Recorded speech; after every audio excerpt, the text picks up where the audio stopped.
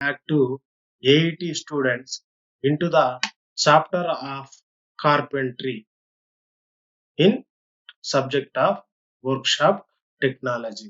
Due to the time ran out in previous class, we can't completed the carpentry processes and carpentry joints and other carpentry machines. మనకు previous class లో time అనేది ఎక్కువగా అవ్వడం వలన మనము carpentry process complete చేయలేకపోవడం జరిగింది. So ఇందులో carpentry process లో మనం ముందుగా చూసుకున్నట్లయితే first one is marking. It is one of the most important operation of woodwork, and the success of completing job depends on accurate and orderly marking. ముఖ్యంగా first and important operation would work లో వచ్చేసి marking అని మనం చెప్పుకోవచ్చు. ఎందుకంటే దీని మీదనే job యొక్క ఫినిషింగ్ అనేది ఆధారపడి ఉంటుంది. These dimensions can be measured from an existing model and can be set out from a drawing prepared for the purpose. దీని వలన మనకు ఎగ్జిస్టింగ్ మోడల్ అయినటువంటి దాని దగ్గర నుంచి డైమెన్షన్స్ తీసుకొని ఇక్కడ కొత్త ఆబ్జెక్ట్ మీద మనము మార్కింగ్ చేసుకోవడం జరుగుతుంది. అటువంటి డైమెన్షన్స్ తోనే మనకు ఫినిషింగ్ వుడ్ ప్రోడక్ట్ అనేది అవ్వడం జరుగుతుంది. So marking is the main and important point అని మనం చెప్పుకోవచ్చు వుడ్ వర్క్ లో. Next sawing is nothing but a cutting by using saw. రంపము ద్వారా కట్ చేసే పద్ధతిని సాయింగ్ అని అంటారు. Sawing is one of the basic cutting operation carried out in carpentry shop. To start the cut, the thumb of left hand is placed against the blade. This steadies the blade and enabling it to start in the right place. One or two sharp movements are given first, taking care that saw works in the right direction, and then full easy strokes are applied to cut the wood in forward direction only. A point to note in all sawing book that the cut is made on one side of the other linear already marked it, that is on waste side.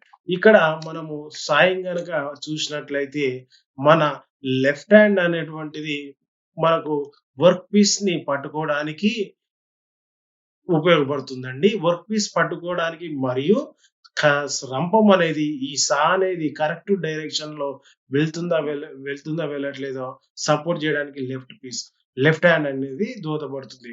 Next right hand which applies pressure on handle మీద pressure apply చేస్తూ ఉండడానికి ఉపయోగపడుతుంది. మొదటగా మనము ఈ రంపంతో ఎక్కడైతే మనం cut చేయదలుచుకున్నామో అక్కడ 2-3 సార్లు మార్కింగ్ చేసుకున్నట్లు చేసి ఆ తర్వాత స్టడీ కటింగ్ అనేది చేస్తుండాలి. ఈజీ స్ట్రోక్స్ అనేది అప్లై చేయాలి. ఫుల్ ఈజీ స్ట్రోక్స్ మొదటగా 2-3 స్ట్రోక్స్ ఇట్లా అప్లై చేస్తూ ఒక లైన్ మాదిరిగా మనం తయారు చేసుకున్నట్లయితే తర్వాత అదే విధంగా మనకు కట్ అవ్వడం జరుగుతుంది. Next third one is planing. It is the operation of tuning up and piece of a wood by a planer. The work for planing is supported by the bench top in the vise. ఈ ఆపరేషన్ లో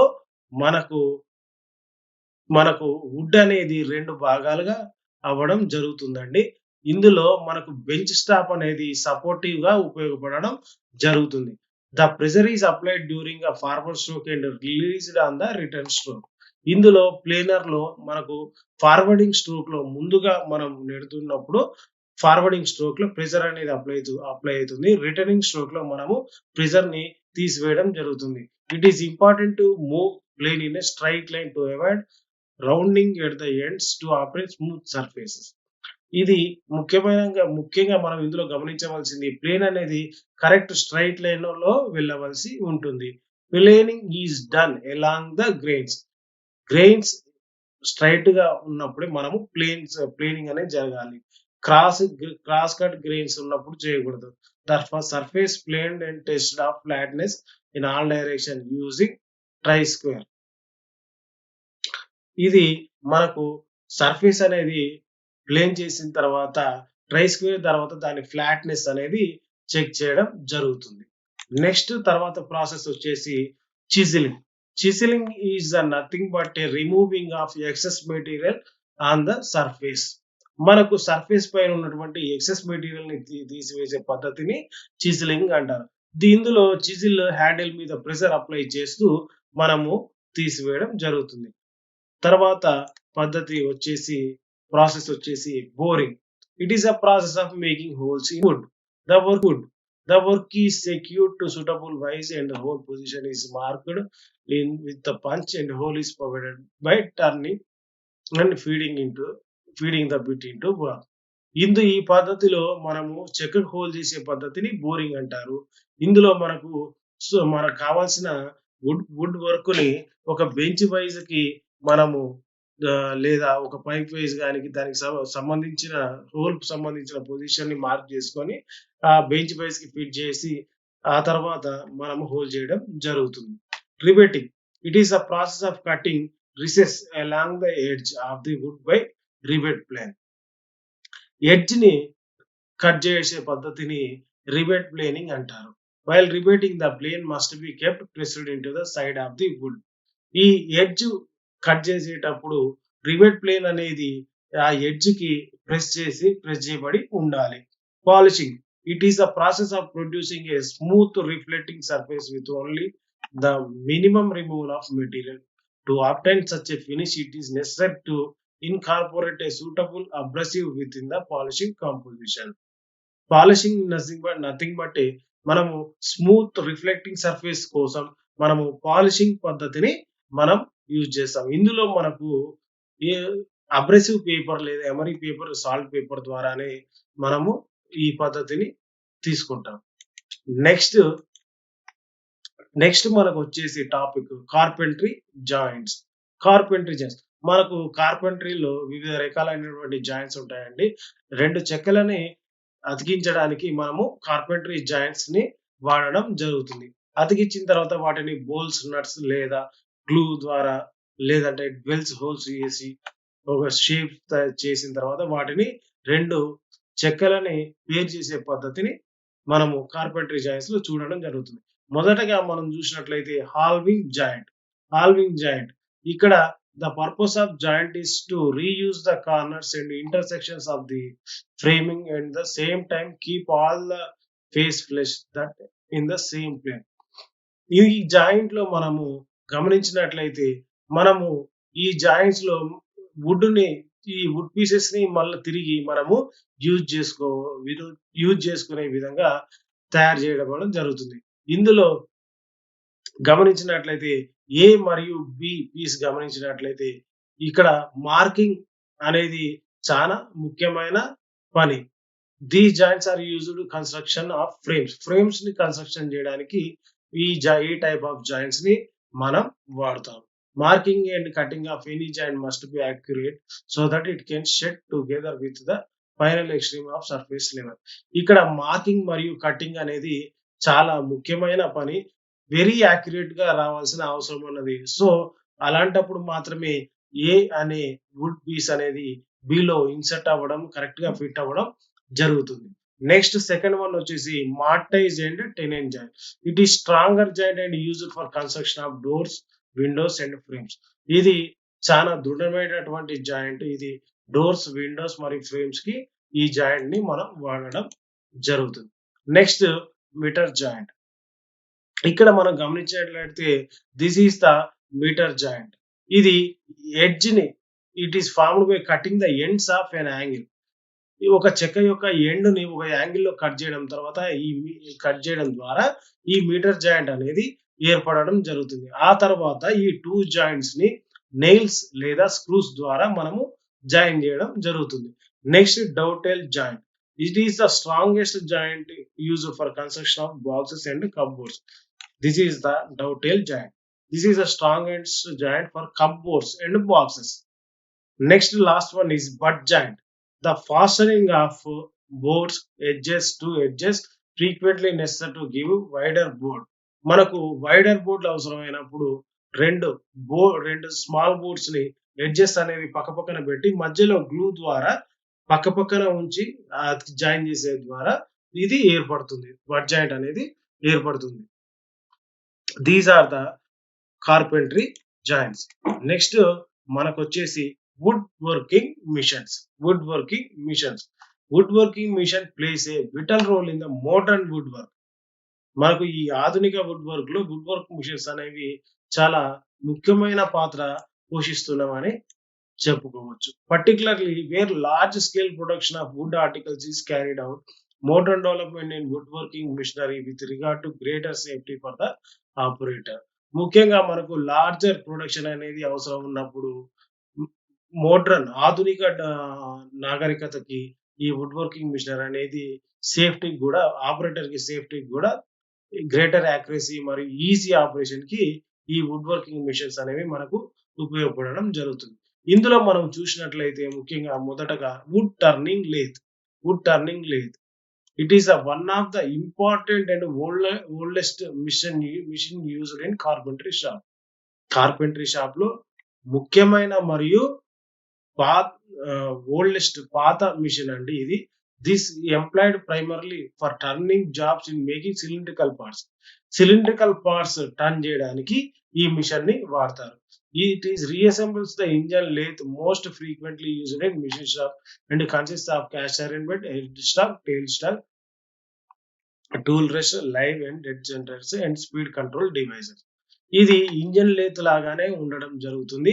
దీనికి head stock, tail stock, ఈ tool rest, bed, tool post మరియు clamp handle అమర్చే spindle అనేది 3 భాగాలుగా మనం చెప్పుకోవచ్చు. దీని మీద in practice the work piece is either clamped between 2 centers on the face plate. ఈ 2 హెడ్ స్టాక్ మరియు టెయిల్ స్టాక్ మధ్యలో వర్క్ పీస్ అనేది మనము అమర్చబడి జరుగుతుందండి. Long jobs are held between the centres and turned with the help of gauge.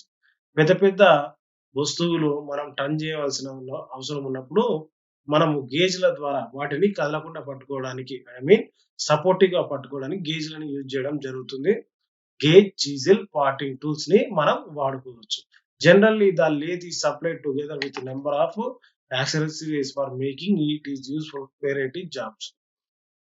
ముఖ్యంగా ఇది ఈ ఆధునిక కాలంలో మనకు డిఫరెంట్ షేప్స్ కావాలన్నా ఈ లేత్ మిషన్ ని మనం వాడుకోవడం జరుగుతుంది. పెద్ద వస్తువులకు మనకు సిలిండ్రికల్ వస్తువులు తయారు చేసేటప్పుడు డిఫరెంట్ షేప్స్ కావాలి అనుకున్నప్పుడు ఈ వుడ్ టర్నింగ్ లేత్ మీద చేయడం జరుగుతుంది. నెక్స్ట్ మనకు వచ్చేసి సర్క్యులర్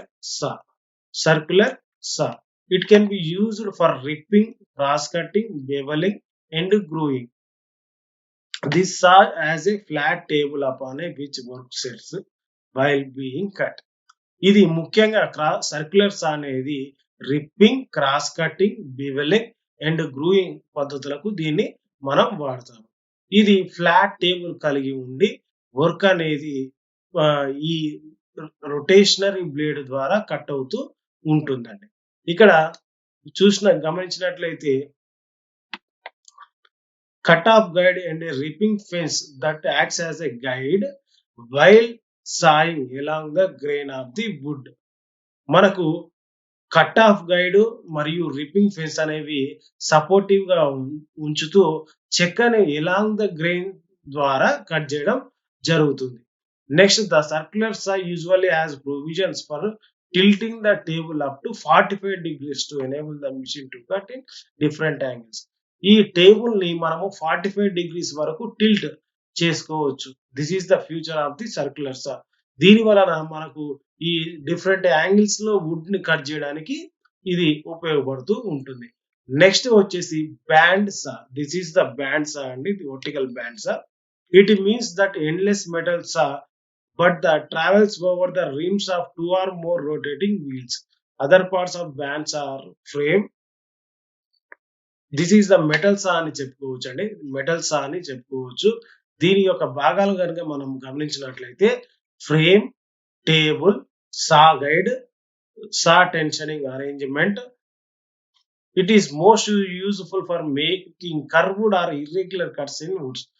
చెక్క యొక్క కర్వ్డ్ మరియు ఇర్రెగ్యులర్ కట్స్ ని మనము దీంట్లో కట్ చేసుకోవచ్చు. ఇది ఏ విధంగా పనిచేస్తున్నట్లయితే అప్పర్ వీల్ గార్డ్ అనేది ఉంటుందండి.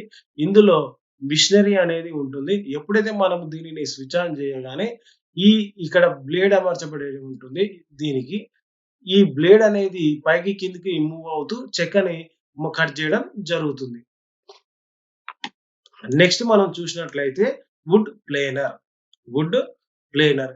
It is used for planing large work pieces and capable of producing true surface with enough accuracy at a faster rate. ఇది ముఖ్యంగా ప్లేనింగ్ చేసే పనిని చేస్తుందండి. కానీ పెద్ద పెద్ద సర్ఫేసుల్ని తక్కువ సమయంలో ప్లేనింగ్ చేయాలి అన్నా మనము ఈ వుడ్ ప్లేనర్ మిషన్‌ని యూజ్ చేసుకోవడం జరుగుతుంది. మరియు ఇందులో యాక్యురసీ కటింగ్ మరియు ఫాస్ట్ కటింగ్ అనేది ఉంటుంది. It consists of table over which work is fed against the revolving cylindrical cutter head carrying 2-3 knife. ఇక్కడ మనం గమనించినట్లయితే ఈ టేబుల్ మీద మనకు ఈ వర్క్ అనేది సిలిండ్రికల్ వర్క్ పీస్ అనేది ఉంటుందండి. దీనికి 2 or 3 నైఫ్స్ అనేవి కింద అమర్చబడి ఉంటాయి. సో ఇది తిరుగుతూ ఉంటే దాన్ని ఈ వర్క్ పీస్ అనేది తిరుగుతూ ఉంటుంది. సో అప్పుడు ఈ నైఫ్స్ అనేవి కట్ చేస్తూ ఉంటాయి. The cutter is mounted on overhead raft and the table can be raised or lowered to attain desired thickness. మనకి ఈ టేబుల్ ని పైకి కిందికి అడ్జస్ట్ చేసుకోవడం జరుగుతుంది మనకు కావాల్సిన థిక్నెస్ కోసం. Next one is sanding mission. The sanding mission are used for producing smooth surface after planing the wood. మనకు వుడ్ ప్లేనింగ్ తర్వాత వుడ్ స్మూత్ సర్ఫేస్ కోసం మనము శాండ్ మిషన్ ని చూస్ చేసుకోవడం జరుగుతుంది. It seems a surface suitable for painting. The action of sanding machine is same as the sand paper producing the smooth surfaces. మనము ఏదైతే smooth paper ద్వారా మనము స్మూత్ చేయగలుగుతామో అదే అటువంటి పని మనము ఈ శాండింగ్ మిషన్ ద్వారా చేయగలుగుతాం. కానీ ఇక్కడ హెవీ వర్క్స్ మనము చేయడం జరుగుతుంది. సో ఇక్కడ ఈ శాండ్ మిషన్ లో ఈ శాండింగ్ బెల్ట్ మీద అబ్రెసివ్ పార్టికల్స్ అనేవి ఉంటాయి. దీని వలన ఫ్రిక్షన్ ద్వారా స్మూత్ అనేది రావడం జరుగుతుంది. నెక్స్ట్ మనం గమనించినట్లయితే this is the end of the carpentry chapter. ఇందులో మనకు important short answer type questions చూసినట్లయితే name different cutting tools used in carpentry. Cutting tools లుగా మనం చూసినట్లయితే చూడండి, name different cutting tools used in carpentry. Saw, next one is chisel. Just names రాయాలండి. Saw, chisel, planes మరియు boring tools. Saw, chisel, planes మరియు boring tools. Next short answer వచ్చేసి what is the use of pincer. Pincer అనేది మన book లో లేదండి. It is just like nothing but మనకు ఇక్కడ స్ట్రైకింగ్ టూల్స్ లో ఉన్నటువంటి క్లా హ్యామర్ టైప్ ఉంటుంది. ఇలా ఉండకుండా కొంచెం ఈ ముందల భాగం అనేది ఈ విధంగా ఉంటుందండి కొండి. దీని ఏమైనా నెయిల్స్ ని పట్టుకొని పీకడానికి దీని పిన్సర్ నే మనం యూజ్ చేయడం జరుగుతుంది.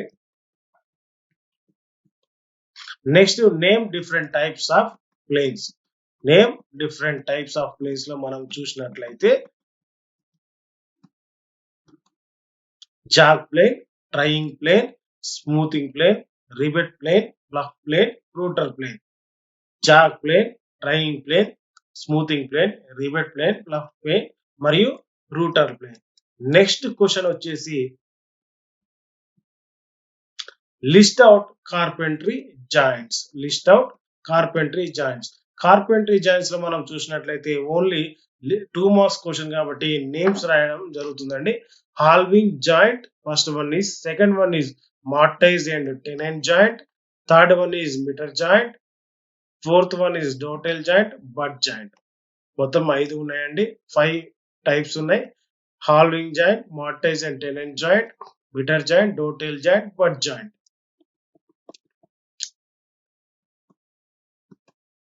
నెక్స్ట్ మనకు లాంగ్ ఆన్సర్ టైప్ క్వశ్చన్స్ వచ్చేస్తే explain about any 4 carpentry processes.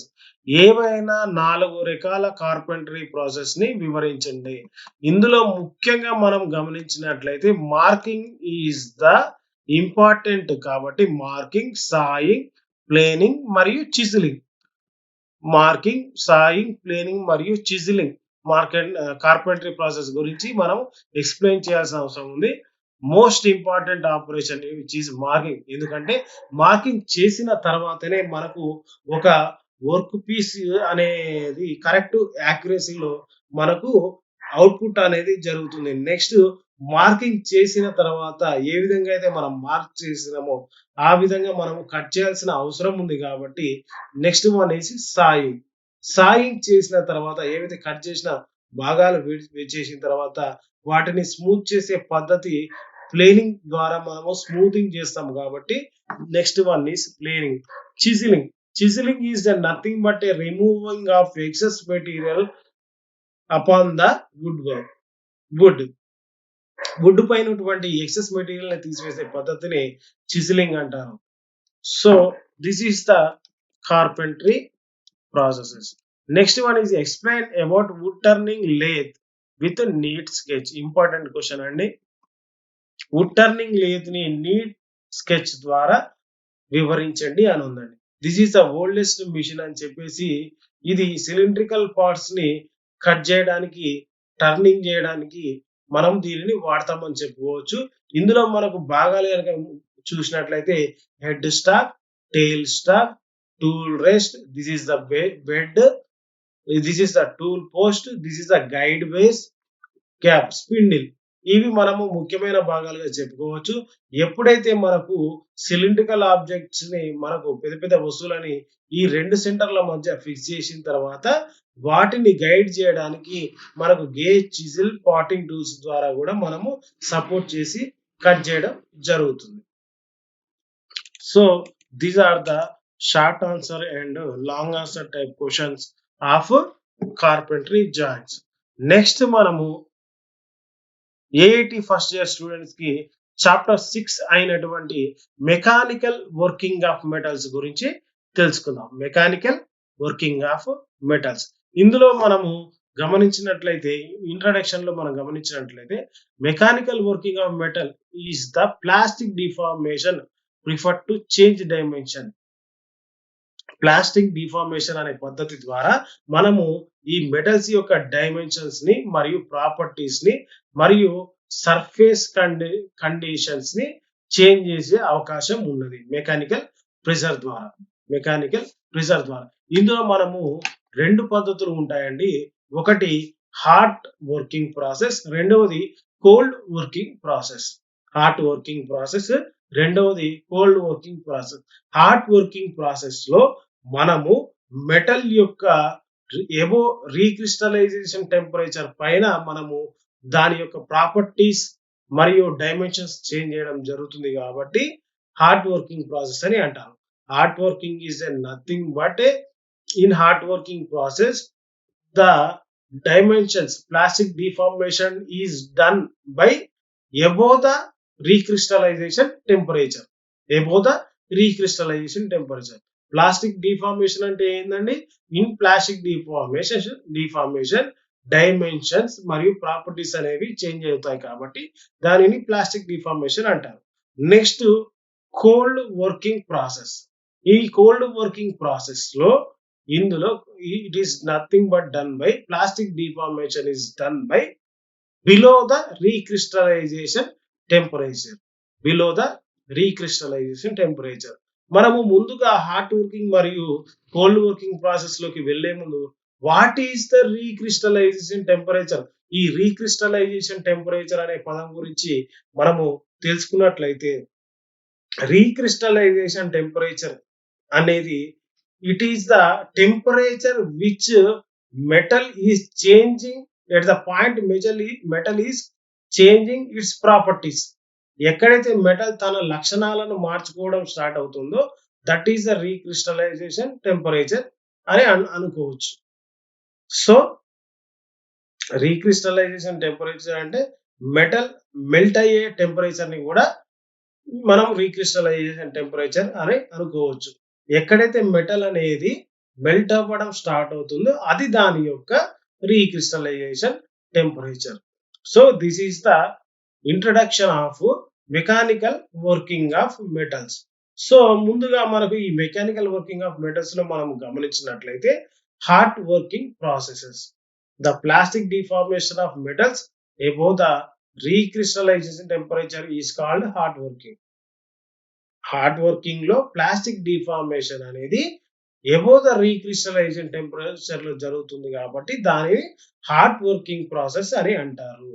Hard work however temperature should not be high because that give rise to grain growth.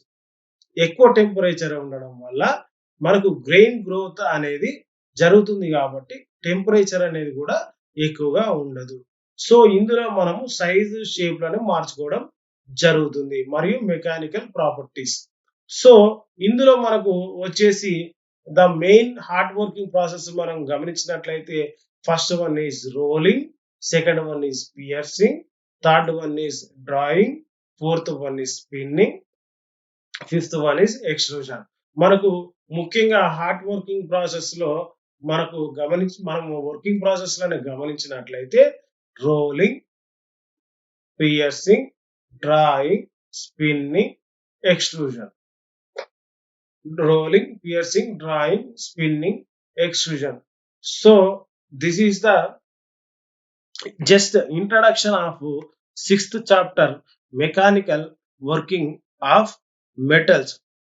Due to time రాన మనము దీని గురించి నెక్స్ట్ క్లాస్ లో నేర్చుకుంటామండి. So అప్పటి వరకు మనము ఈ క్లాస్ లో మనం నేర్చుకున్నది చూసినట్లయితే ఇందులో కార్పెంటరీ ప్రాసెస్ నేర్చుకోవడం జరిగింది. ఇందులో మార్కింగ్, సాయింగ్, ప్లేనింగ్, చిజిలింగ్ మరియు రిబెటింగ్, పాలిషింగ్ వివిధ రకాలైన మార్కింగ్ ప్రాసెస్ నేర్చుకోవడం జరిగింది. Next carpentry joints, halving joint, mortise and tenon joint, mitre joint, dovetail joint మరియు బట్ జాయింట్ల గురించి మనం తెలుసుకోవడం జరిగింది. Next wood working machines, the important wood working machines అండి. Wood turning lathe machine, next circular saw, తర్వాత band saw, next wood planer and sand machine. ఈ మిషన్ల గురించి మనము తెలుసుకోవడం జరిగింది మరియు short type, long type answers తెలుసుకోవడం జరిగింది. నెక్స్ట్ వచ్చేసి మెకానికల్ వర్కింగ్ ఆఫ్ మెటీరియల్స్ లో జస్ట్ ఇంట్రడక్షన్ పార్ట్ ని మనం టచ్ చేయడం జరిగింది. So remaining mechanical working of metals లోని రిమైనింగ్ సిలబస్ ని నెక్స్ట్ క్లాస్ లో నేర్చుకుందాం. Thank you.